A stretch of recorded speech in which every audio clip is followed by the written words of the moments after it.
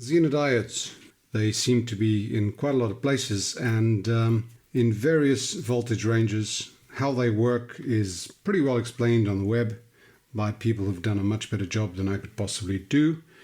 But the one thing that they all seem to have in common is that they are very difficult to identify unless they're in, nicely marked out packets. And invariably, what tends to happen is that very soon they migrate from these marked packets that you buy them in to a bunch of loose components, basically in the bottom of a component bin or something like that. And when they're in that state, they get pretty difficult to identify because their writing is very, very small on these things. Some of them smaller than others, like these guys over here. I always try to mark down their values on whatever little snippet of tape I have here, but invariably they get lost. And sometimes they end up as something like this. And usually the only way to find out what the value is to get out a magnifying glass or some other magnifier to try and figure out what their rating is. So I decided I needed to do something a little bit more convenient to measure these things. And as I like building test equipment, I thought, well, time to build a Zener voltage tester.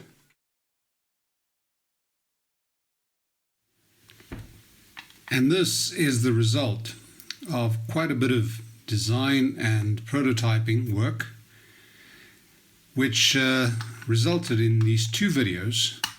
This first one is actually just going to be a build video so that you can go straight into the build of the project without going through the whole circuit description.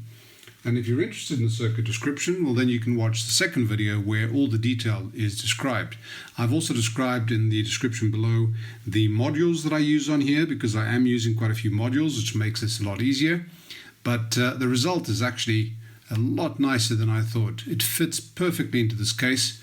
And just to give you a demonstration, that's a 4.8 volt Zener.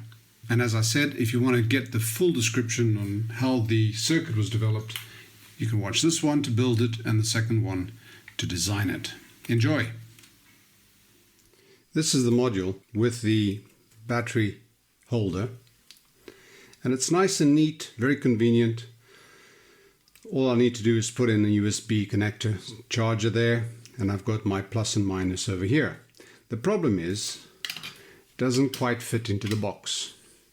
And I really do want to use this box.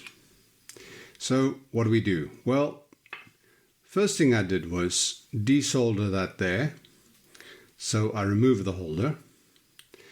Then I'm left with the positive and negative terminals there. And I'm left with this thing in the rough. It has two connectors. One is a positive connector here that goes to the battery. The other one is the ground, the negative. And this whole ground plane here and on the top is ground. So when I remove that, I then cut it about there. And I tin part of the ground plane. And this is the result. So I've now wired and stuck this in here with hot glue. I've got the wiring, the negative goes down there, and it goes to a tin ground plane over here.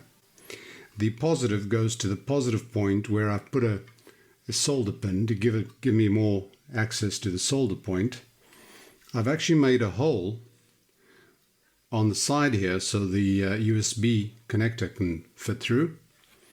And I've then screwed that to the bottom to keep it firm so that when I do put pressure on the USB connector, it doesn't move. So what I have right now between that point, which is my ground, and that point there, is that point there and that point there. By the way, I have tested this to charge. I put the battery in there, it was measuring 3.8, and I left it charging for a little while, and it's now at 4.1, I believe. So this is fine. There's no shorts, it's working fine, it's neat, it's pretty solid. So I'm not going to get this thing flapping in the breeze.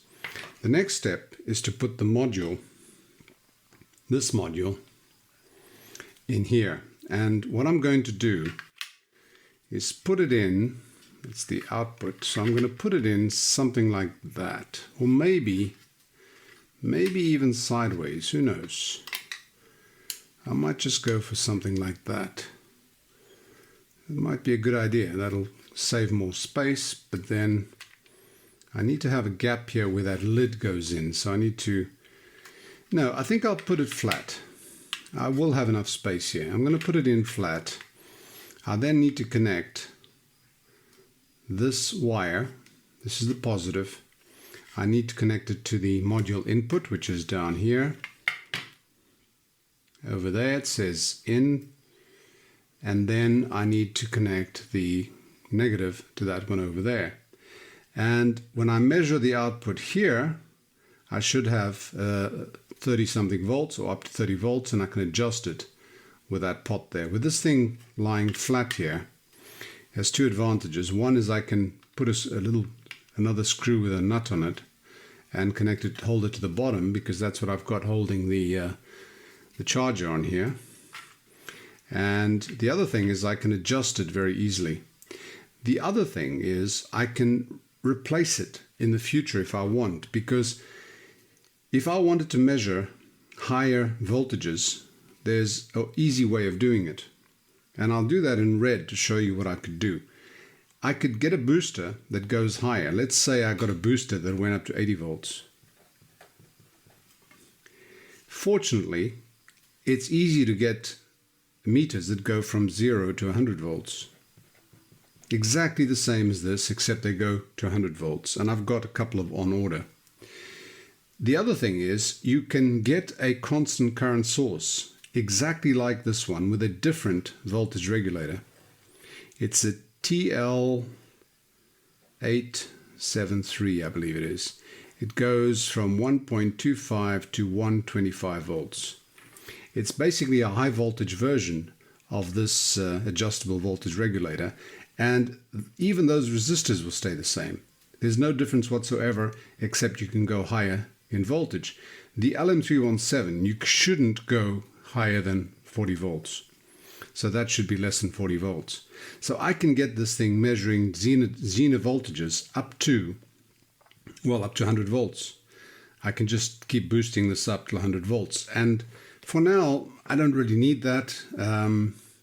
But, you know, it'll be easier to expand it and change it in the future if I make this all very accessible.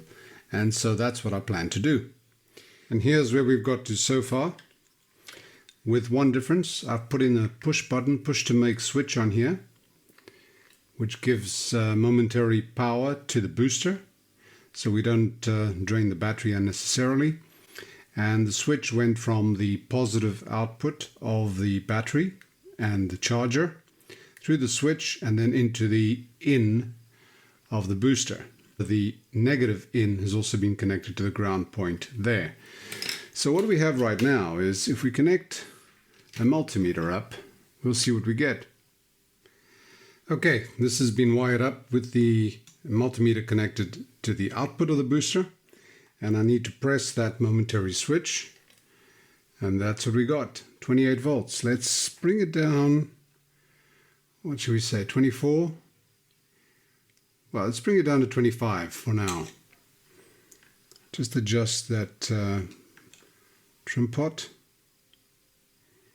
And it's pretty smooth. It's a 10 or 20 turn pot, I'm not quite sure.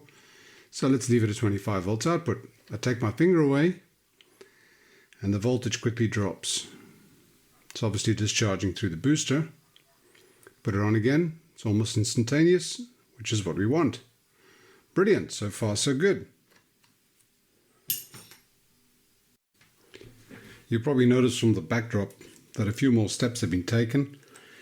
And this is just to show that as the project progresses, one changes things.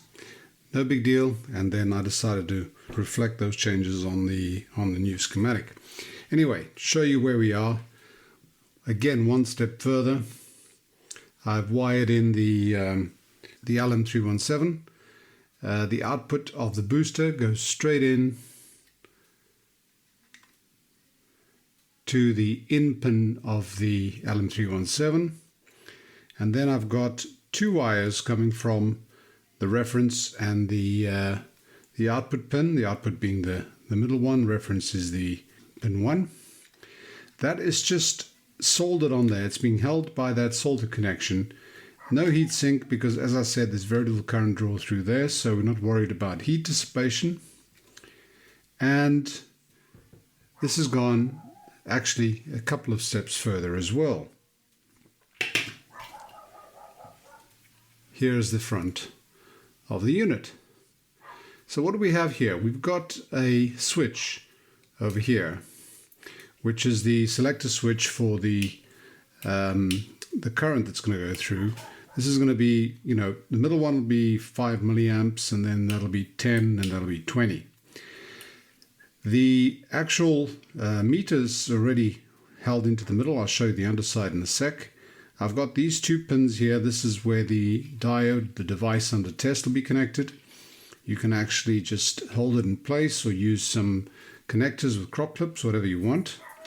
So I decided to use these. And then, of course, this fits in like that. So at the top, you have the press to make. In other words, you press it just to power it up. And what we have on the underside is this. This is the switch with those 3 resistors. The middle position, switch in the middle position, doesn't connect anything. It's off. So the contact from there is going to go off to the LM317 as well. So we need another wire there. These 3 resistors then form the network that's visible up here. The actual meter has been screwed into place with little spaces. It works perfectly. I have the 2 output sockets, banana sockets, also in place. Everything seems pretty neat. And now it's just a question of putting this together. Now, the one thing to be careful about is you have to be very careful. I had to be very careful because I need these 2 to fit in together. So the placing of the switch goes into there, the placing of the meters down the middle, and the placing of these 2 sockets is along here where there's some space. I have to be careful that I don't make it impossible to close this thing or create shorts when I do close it. So this has been very carefully measured out, and so far so good. It works. So what I think I'm going to do now is just do the final wiring up, and then I think we'll be about ready to test it. Here we are, all done. Let's see if we can have a look inside this thing. Everything is wired up, carefully routed so that there's space for the lid to close. Pretty tight, but not too tight so that the wires don't come loose. And in wiring this, of course, I found that I had missed one bit of the schematic. This leg here from the reference of the LM317 to the output was missing. This almost looks like a trap to make sure that people watch the video to the end, but it's not.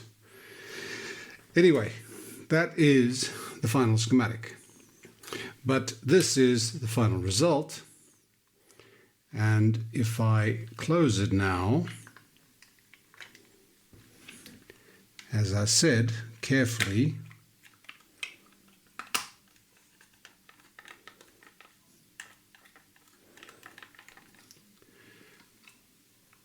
.24 point something volts. Remember, we had 25 on there. This light makes it a bit difficult to see, but yeah, there we go. So we can actually test this thing now. Let's give it a try. Right, hopefully the lighting will work better this way. I'm going to unscrew these because it's easier just to use the metal contacts, which was one of the ideas that I had. Now I place the diode with the cathode to the positive, 6.7 volts.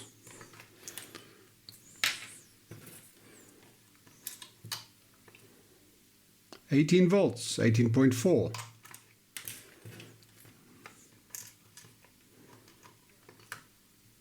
9.15. Remember, this is the one we were using.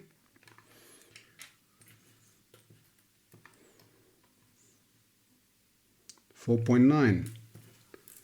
It's as simple as that. This is brilliant. I like it. 8.38. 4.9. Now this thing is set. Let me fit this in here. 18.5. Now what I have here is it's on 20 milliamps. Position up. If I go down to the middle, that's 5 milliamps. If I go down to the bottom, that's 10 milliamps, and I get exactly the same. 18.5, 18.5, 18.7. Well, not 18.8, not quite the same, but you see, it is good enough. I suppose in some cases, depending on the value of the Zener, I might find bigger changes. I'm not sure. What do we have there? That's on 20 milliamps. That's 5.2, 4.7. That's quite a difference. 4.9. That's 10 milliamps. That's probably the one that I'd go for, 10 milliamps. Usually the diodes are tested at slightly more than that, but that's a pretty good indication. So yeah, our system works, and I'm pretty happy with it. So if you want to build it, go ahead. All I need to do now is just put some labeling on here. And I've actually got a very easy way to do labeling. And that is with it's an acrylic pen. This is a silver acrylic paint pen. And I am very precise on this. So I'll put in here 5 milliamps. Down here is 10 milliamps, and up there is 20 milliamps. You like the precision? Good. Let's call this the Zener voltage. I mean, what's a project without some labeling, right? And that is our positive. And that is our negative. That's good enough. Really professional labeling, don't you think? Hey, not bad. I suppose I could put here push to test.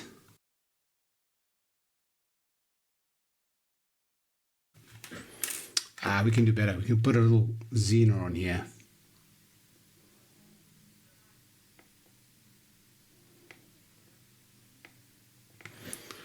Okay, enough scribbling. That's it. And the charge ports on this side, and our Zener voltage tester is now complete. So, as I said during the development of the schematic, a few things you can change in the future is one can make this read higher voltages by upping the boost level and changing the meter to 100 volt meter. This is a 30 volt meter. If I find that the currents aren't what I want, I can always just change the resistors. I think this thing's going to be really handy. And whenever I need to test something, I'm not even going to put these things back. I don't need to. It's much, much easier just to do this. Ta-da! 4.81. And if I do it in forward bias, by mistake, 0.72. Normal voltage drop. Now, I notice on the screen here, I'm looking at the top of the screen here, it's a little bit dim, but down here it's perfectly clear. So that's it. If you enjoy this project, go ahead and make it. I think all the information is on here. The schematic is on here. I don't think I need to go into any more details. I really sometimes have a bit of a problem answering questions because of time. But I will try. I do try. The second video, these videos were made sort of at the same time, but they're going to be published separately. The second video gives the full description of how this schematic developed, and including or excluding this line over here. I'll have to just make an edit to that one. And the reason I put this first one on, obviously, is so that we can go ahead if you want to just build it and not go through all the boring description. It's up to you. But anyway, hope you enjoyed that, and I hope to see you back soon with some more little projects like this and other ones. If you like, give us a thumbs up on the video, and subscribe and share and all that sort of stuff, because it does help. Thank you. Bye for now.